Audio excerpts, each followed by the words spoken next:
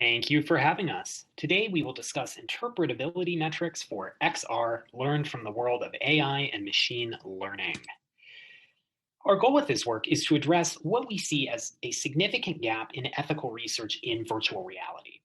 When folks talk about driving privacy protections, explainability, and fairness with VR, they often attempt to do so with the use of principles and best practices, which can be valuable and successful.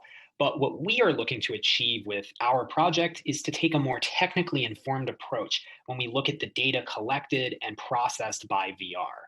And we are doing that by mapping existing explicability and interpretability tools from the AI and ML space to VR. In particular, we're looking at applying these tools to VR in the industrial training space, where the reliability of VR is especially important given the often dangerous and costly nature of industrial work. And here we have some of the critical questions related to explainable VR that we hope our work can illuminate. We hope that users will be able to see why precisely they were served a particular experience or reality, whether or not this was the correct reality to be served to them based on a number of factors, and what are the consequences of being served a particular reality? What happens if an application errors? What happens if they're served the correct reality? So these are just some of the critical questions we're hoping to answer with our work. To provide some background to those who might not be as familiar with immersive technology, I would like to include some definitions. It's important to note here that there are no current standardized definitions for this technology, but folks in the space generally think along these lines when discussing immersive tech. We have XR, or extended reality, which acts as an umbrella term for a number of different immersive technologies.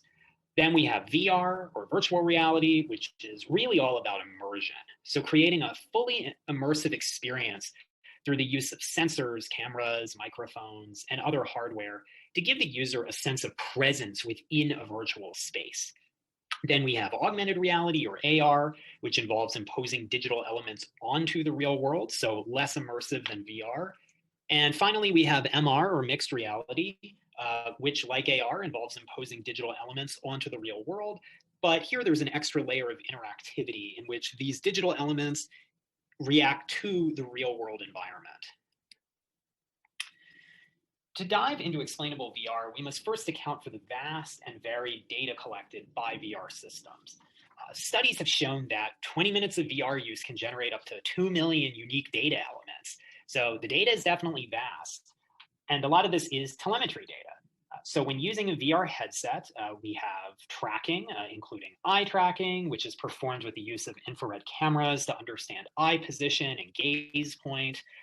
We have degrees of freedom. This relates to measuring the position and rotation of head movements in VR. There's also hand tracking, which is used to understand hand gestures of the user, along with the dimensions of the user's hands. There's also facial tracking.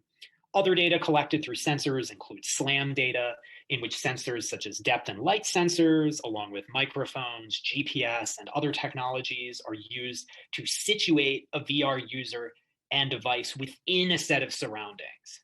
And there's also a lot of audio capture through various microphones used for purposes like voice to text and speech recognition. Other data collected in VR mirrors that of other IoT devices. So things like log data, access information, user profile information, cookies, and other tracking tools. As I mentioned earlier, we're thinking about explainable VR in the context of industrial training and education as our key use case. To give a very basic overview of how this works, there are three necessary components. The first being the computer, or in this case, the VR headset typically, along with software, that's a second component, VR software facilitating training with simulations, instructions, metrics, and other tools. And third, the use of peripherals, such as external sensors that collect the sort of data I just described earlier. VR training plays out often in the context of digital twins, and digital twins are just that. They're digital representations of a real world location, product, or scenario that aims to mimic real life as accurately as possible. And it's easy to see why digital twins lend themselves to industrial training education, as they're a safe way for a user to be trained on a potentially dangerous piece of equipment or a potentially dangerous scenario without having to experience the real life consequences. And I will now hand it off to Dr. Sara Jordan to discuss uses of AI in VR. So what does it mean when we say that we are using artificial intelligence in extended reality applications? Within the context of virtual reality, which is the main thrust of this paper, there could be many different forms of artificial intelligence that are used. For example, rule-based artificial intelligence, such as searching and planning techniques, can help us to understand how it is that avatars are trained to navigate in a virtual reality space. Likewise, we may find that different forms of computer sensing, such as computer vision, are introduced into the VR space in order to be able to knit together the immersive realities that are such a big component of VR. Likewise, machine learning is often introduced into the context of virtual reality. Particularly, neural networks are used to be able to create panoramic images that we can use to view a 360-degree field of vision, whether or not that's for an entertainment system or, in this particular case, in the context of an industrial training application, so that the viewer can see all components of their space. In addition to machine learning components, though, there are other types of artificial intelligence that are used to train avatars and to train the environment of virtual reality. For example, reinforcement learning can be used to help avatars learn how to interact with individuals. Some recent research has even shown that through reinforcement learning, avatars can be trained to engage in socially appropriate proxemics, or the distance between you and the avatar in the virtual space. So what are some of the big ticket uses of AI in VR? Well, really, it's down to some of the neural networks that are being used. As Wang et al. Described in their 2020 paper, which is a very thorough review of the applications of neural networks in virtual reality, we find that neural networks are everywhere in the immersive space. They help us to create images. They help us to create audio. They help us to create even the faces that we see on the avatars that we're using or the avatars that we're viewing. Likewise, though, when we're talking about industrial applications, neural networks can be used to help us to understand how it is that people engage in the system. In particular, whether or not a particular immersive environment is truly engaging or not, or whether or not it is confusing or difficult for someone to be able to understand and interact with, as is hoped by the designers. Neural networks are also important when we start to understand how it is that people walk about or move about within the space, even when, for example, we're trying to use virtual reality to understand how it is that someone's arms are manipulating a virtual component to be able to engage in industrial training applications. Really, as these authors describe here, we can see neural networks as a major component of the content generation that we rely on in the virtual reality space. The use of neural networks and the use of other machine learning techniques really does invite that problem of how to explain the opaque systems that are often used in these AI-embedded virtual reality. So how do we get around this? Well, I think we can use some of the techniques that we already know in explainable AI, or XAI. We can import this into the virtual reality system to be able to create XVR, or explainable virtual reality. In explainable AI, there's really 4 different mechanisms that we're starting to see crop up as major consumer usable forms of explanation. For example, saliency maps. Saliency maps help us to understand which parameter, which variable drives the output of a particular neural networks. Really, which neurons, which ways of thinking help us to understand that this image is a robotic arm and this image is a robotic cat, for example, in a classification system. Or we might use something like decomposition. One of the challenges of XVR will be that it's often difficult to understand what is we're explaining in terms of the AI and what are we explaining in terms of the virtual reality system itself. AI helps us to predict how we engage, but the system itself helps us to understand how we're served that particular reality. So decomposability, or breaking things down into their many different steps, is one way in which XVR could be realized. This is what the AI does. This is how the outputs from that AI system are used. This is a virtual reality system. Here's how that AI output is taken into the system to serve you this reality. Likewise, we also might use simulation. A virtual environment is still an environment, and it virtualizes what we already know. So trying to create a simulation can help us to understand, well, how does a human make the decision? How is it that this reality could be remade in, say, a true space, in something that looks like a factory floor, that it takes either of the representations of components and puts them into something that is truly manipulable in real time, real space. Likewise, there is a push for things such as indwelling narrative explanations.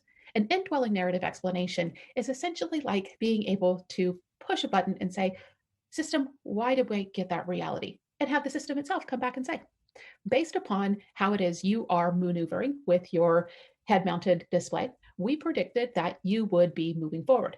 Henceforth, we gave you a forward-moving representation of this space. Right? It's something that tells the user in understandable terms, in narrative terms, in a story, what it is that the system has done and why.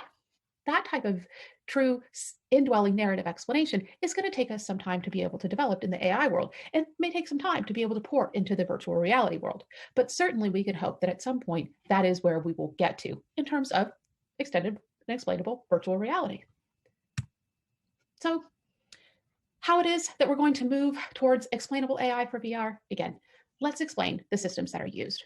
Is it a rule-based system, such as predictive content generation, like what you would have gotten in terms of old Super Mario Brothers, for example? Or is it machine learning trained?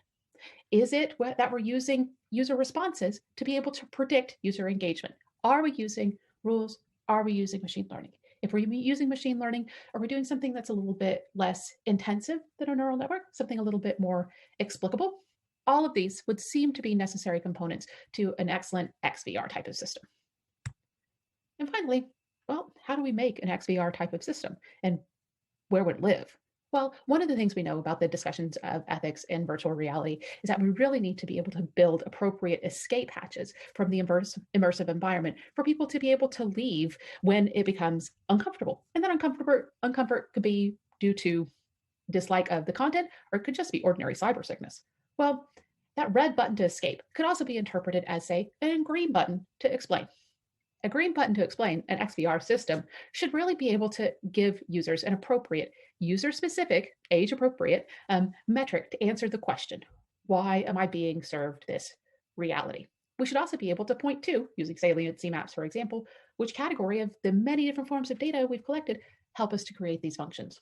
And in the context of industrial uses of VR for education, really, we're probably going to need some of those XVR components to be able to demonstrate its long-term durability and its utility as a pedagogical tool. For example, how are we going to be able to explain how someone's performance in a VR system led to a particular grade? So this takes me to the conclusion of this presentation on extended reality, AI, explainable AI, and eventually explainable virtual reality. We hope that you've actually learned something more about the ways in which these two different cutting edge components could be knit together, and we welcome any questions.